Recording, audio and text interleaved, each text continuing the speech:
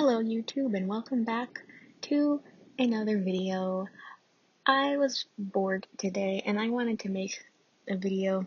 Well, actually I've wanted to make one for a bit because I haven't made one in 9 days, but I couldn't think of anything.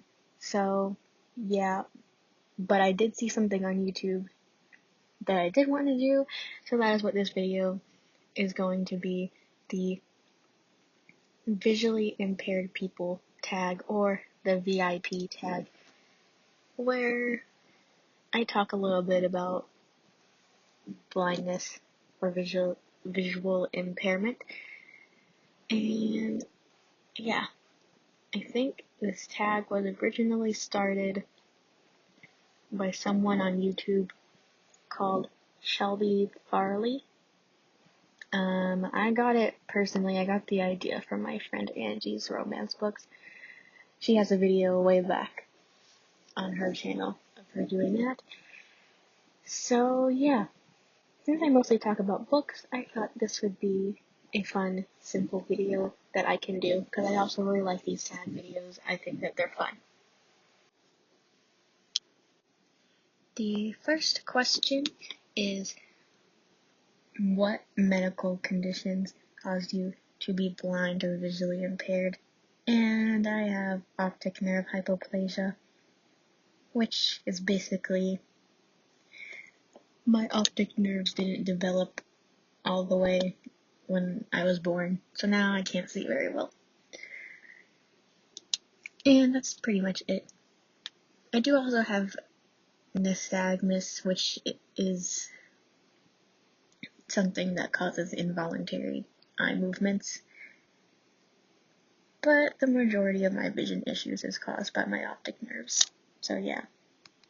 This next question is going to be very difficult for me because it is in 3 words, describe your vision, and I was born legally blind, so I don't really know how to describe my vision because it's the only thing that I've ever been able to see. I guess it's like a combination of blurriness and nearsightedness and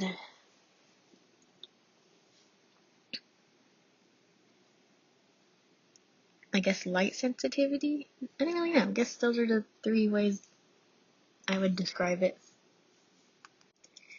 Number 3, what is the hardest thing to do being blind or visually impaired? And I would say, this is probably a very common answer, but getting around, traveling independently is hard. Just getting from point A to point B. It's hard in unfamiliar places, or when there's a lot of sound and you can't hear like where you are, like when there's sirens or whatever. I'm very cold right now. Okay, that was random, but it's true. My room is actually so freezing. But yeah, traveling, you need to have great memory and great focus. In unfamiliar places, or even in familiar places, you need to remember a lot because you can't see.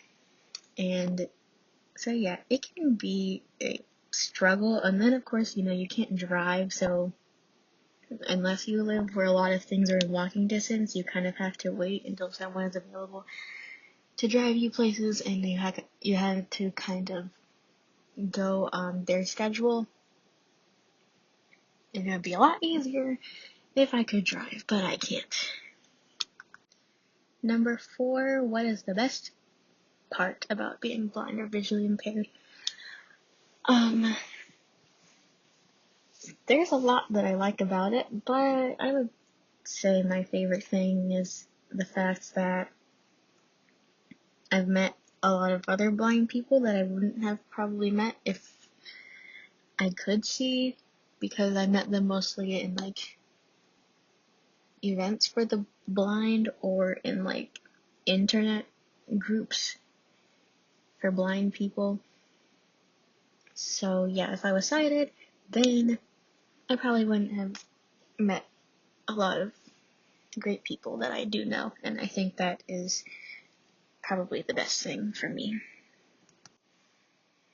The next question is, what question do you get asked most about because of your vision? The question, one that I get asked all the time, is when people are like, how many fingers am I holding up? And it's super annoying because I don't really care to know how many fingers you're holding up. Thank you. Okay, but like a serious question, probably people ask me, what can I see or what can't I see? Which, like I've said before, is very hard to answer because I've always seen the same, and I don't know how normal people are supposed to see. But yeah, I guess that's the question that people ask most often, besides the finger question that is annoying. Number 6, do I use a cane, a guide dog, or neither? I have been a cane user since I was like a year and a half or 2 years old. I don't know, before I can remember. I've always used a cane, and I don't know if I'll get a guide dog. Sometimes I want one, sometimes I'm fine with my cane. I have not decided, but either way, I'll probably be using a cane for a lot longer. But yeah, I've used one my whole life so far. The next question is, what piece of advice would you give to someone who is losing, going to lose, or has lost their sight? I would like to preface this by saying, again, that I was born blind, so I don't know what it's like emotionally to lose your vision because I've just always been this way. And so I don't know if I'd be the best person for advice, but I guess if I had to give some advice, I would say to, like, look at your resources and look at what's available to you and what ways you can make things more accessible to you, especially if you haven't lost vision yet, but you will. It's nice to just have as much information as possible before something happens. So I guess that would be my advice, but like I said, I don't know what it's like to lose vision, so yeah. Okay, what piece of advice would I give to someone who is sighted about interacting with someone who is visually impaired? And this is kind of one that people say often, but it's kind of important to not just thrust help upon us or assume that we need help. It's always great to ask. If you think that we need help, feel free to ask. Most of us will be very appreciative that there is a kind person who likes to help people. But unless we're in like some immediate danger, like we're about to get hit by a car, it's probably not the best idea to just grab us or grab our cane. Thankfully, I have not experienced someone grabbing me, but I have experienced someone grabbing my cane, and it can be very jarring and, from a blind person's perspective, if we're just minding our own business and then someone just grabs us and starts taking us somewhere, we're gonna be like, are we being kidnapped? Or what's happening? So, at least announce your presence, which is probably best for your safety as well as the sighted person, because you don't know, what that person's fear response will be. It could be fight or flight, and, you probably don't want to accidentally get punched in the face, and we probably don't want to punch people in the face accidentally because you scared us. So it's always just the best option to ask or announce your presence or say hi before doing anything. Well, that is the end of this tag. There's technically 2 other questions, but one of them was just why did I start YouTube, and I already discussed that, and the other one is to choose people to tag, which for anyone who wants to do this tag, or has done it, feel free to let me know in the comments, and I will go check your video out, because I think that's one thing that I like about all these tag videos, is that I get to see all the different responses of people in the community.